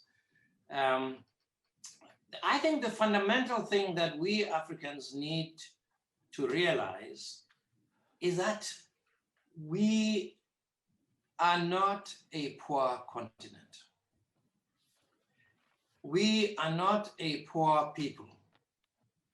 We've got land, we've got seas, we've got skies, we've got minerals of every kind that the whole world needs. So the idea of Africa as a basket case doesn't represent Africa in reality. And therefore, it is up to us to engage in trade and relations in a globalized world as equals, not as supplicants, not as people who are begging, but as people who stand tall because our motherland has given us everything that we need and everything that the world needs. What we need to do, though, is to be better organized than we currently are, more psychologically assertive and affirming in the councils of the world. And finally, we need to learn to love one another and respect each other so that we can trade among ourselves as equals. We can communicate, and communication systems across Africa needs a wholesale improvement. And we can actually begin as Africa. It has to start with us as Africa to be prepared to say that because we've got all this wealth, we must trade with one another in a respectable manner. We haven't done that yet. It is amazing how much trade happens between West African countries with European countries, Southern African countries with European countries. Very little intra-African trade is taking place. So what Iman here referred to is important, that the African free trade area that has been created is created. It must not be just an ivory tower. It's created so that we can increase trade and communication and travel. If we can increase the capacity for travel among Africans ourselves, then I think we can face the world with a lot more dignity and pride than we do today. Thank you very much.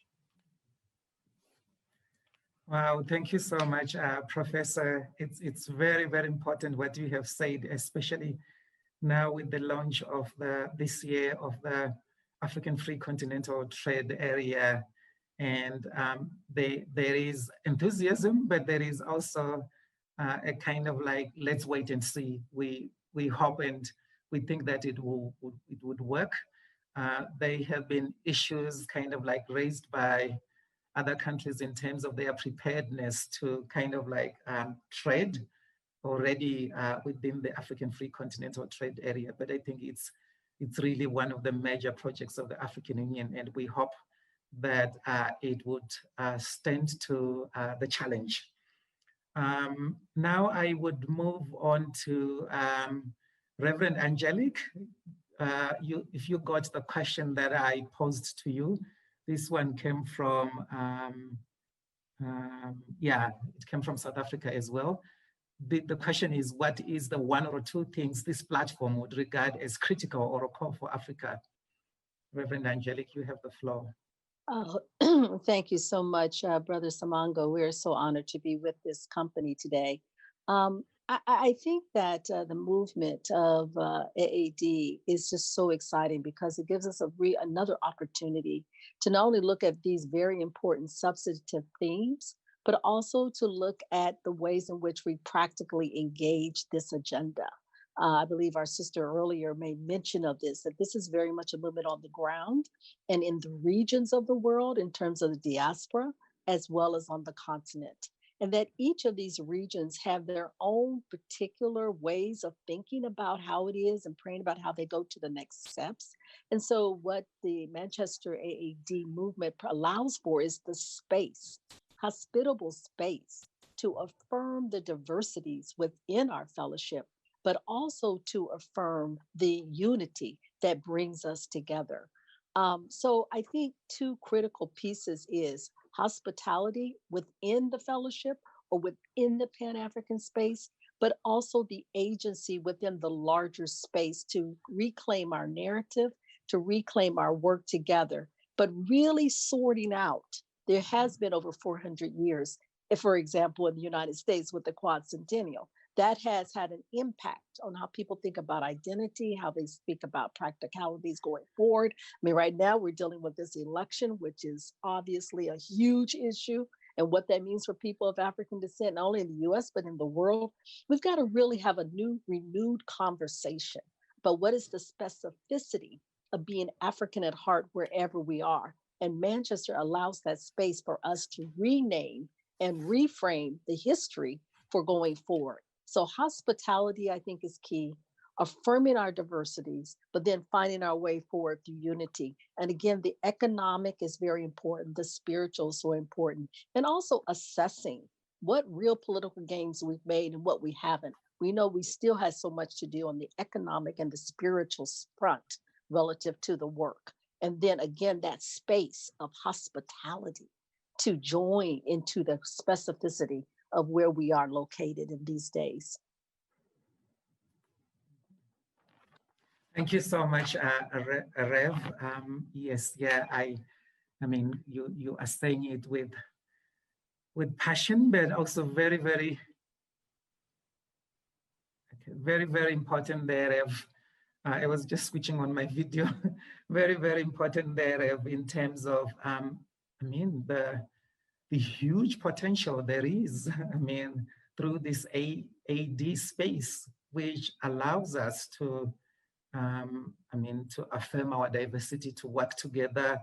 I mean, the possibilities for unity to reassess or to assess how far we have come together, issues around the economic challenge that we are facing. I mean, issues around spirituality. So thank you so much for really giving more nuggets in terms of what the space can achieve if we manage to maximize on it together.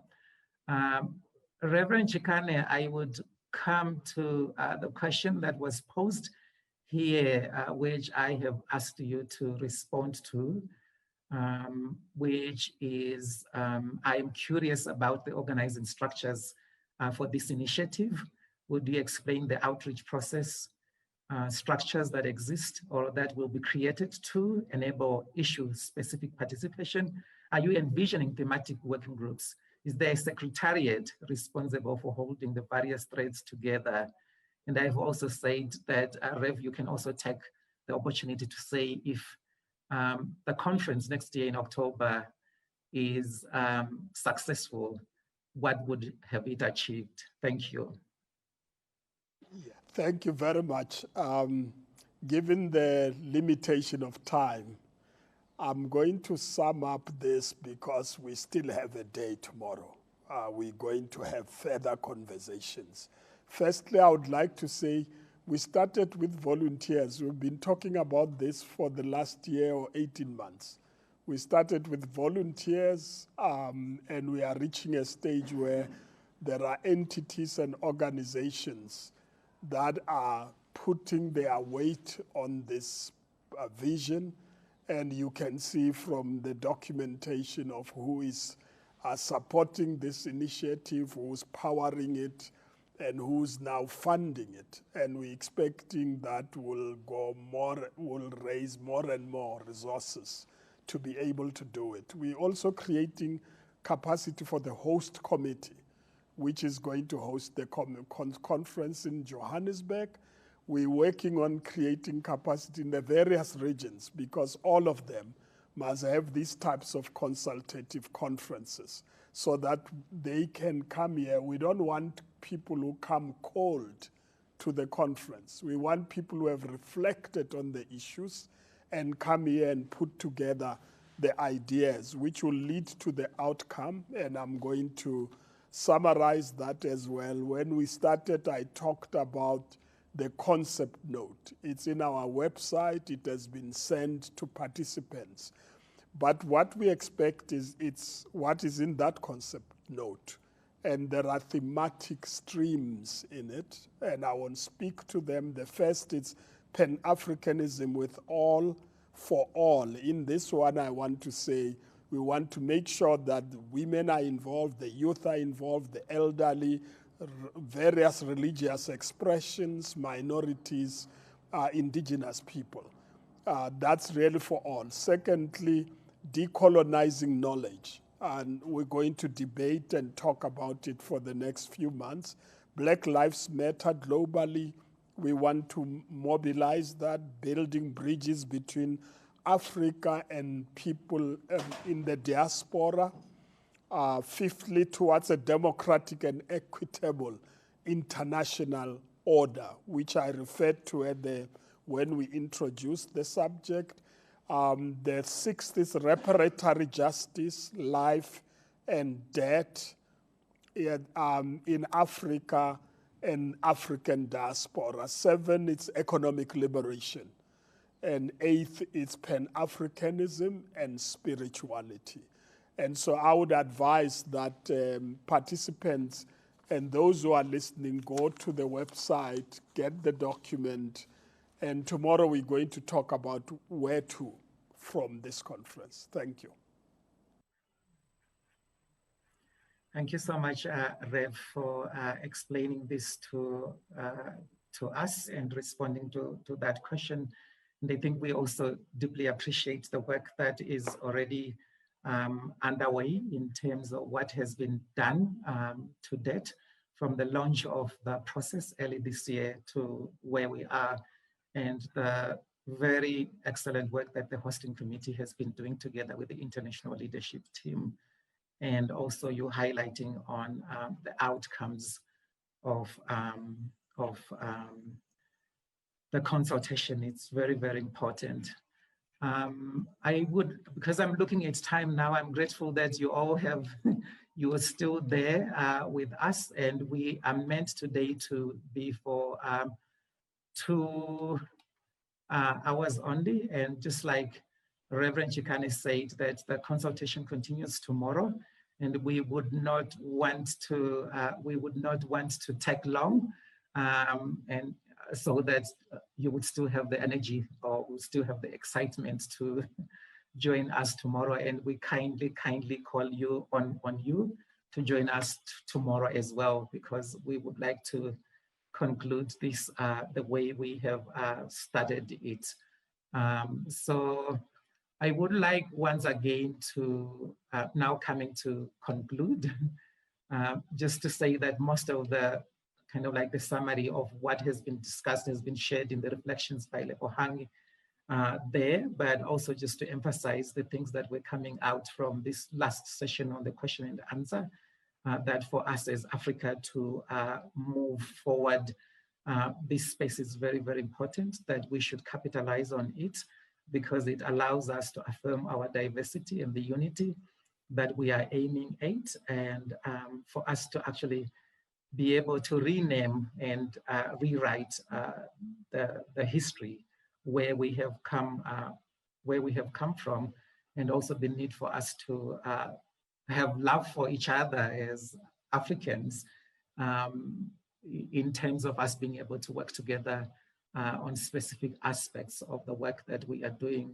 I think Professor Picana, they mentioned also issues around working together on issues on trade. It's very, very important. It was also emphasized that policies are very, very important, and these policies that are actually transparent, and that Africa needs to build institutions that are transparent. We need to make sure that our laws and institutions are functioning politically as well, since this would help us to eradicate poverty. Now coming to an end, I would like once again to thank all participants today for your very useful insights and very useful comments and inputs. We have not been able to read all the questions or to look at things that were on the chat box, but we would like to assure you that nothing would go unnoticed.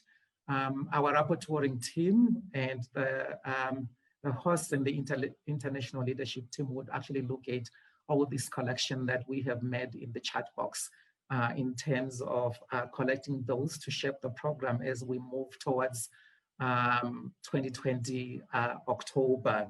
But we would also make sure that some of the issues that you raise here would form part of the key recommendations from the process. And so thank you so much. We deeply appreciate your engagement with us. And for me to conclude, I think I can stop here. And Reverend Picana, if you have any final words from the international leadership team, I would hand over to you. If not, we would end here. Reverend Picana.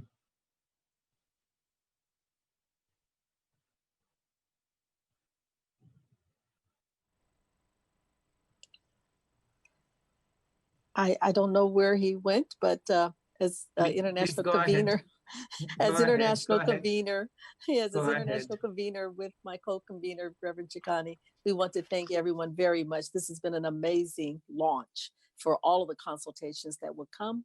November the 17th, 10:30 to 12 will be the next consultation based in the United States. Thank you so much. And Mr. Samango, thank you for your leadership today. It's been absolutely wonderful. Thanks to everyone. It's been great. We look forward to the next year of consultations and conversations leading up to the conference.